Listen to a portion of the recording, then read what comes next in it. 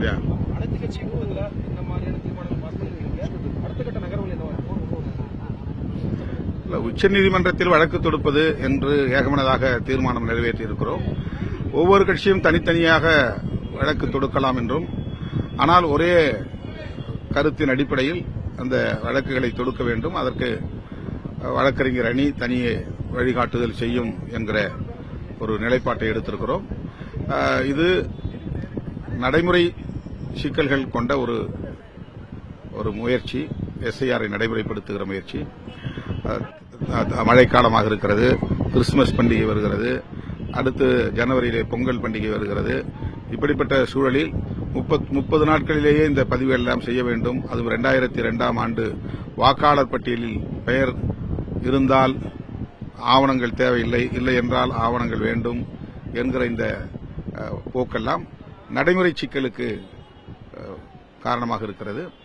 எனவே நடைமுறை சிக்கல் காரணமாகவும் இதை எதிர்க்கிறோம். இரண்டாவது, அரசியல் உள்நோக்கம் கொண்ட ஒரு நடவடிக்கை என்பதாலும் எதிர்க்கிறோம்.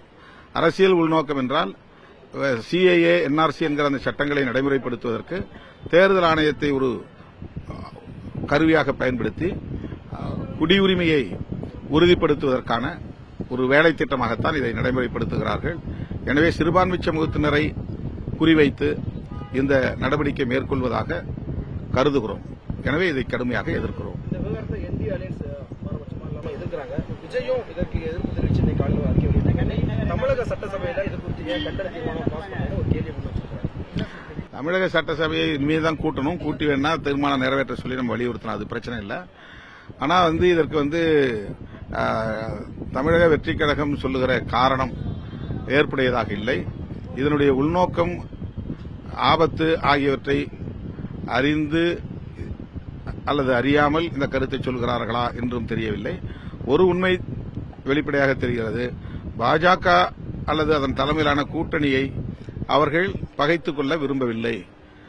இந்த கூட்டத்திலே கலந்து கொண்டால் பாஜக தங்களை எதிராக பார்க்கும் என்கிற அச்சம் மேலிடுவதாக இதிலிருந்து உணர்ந்து கொள்ள முடிகிறது.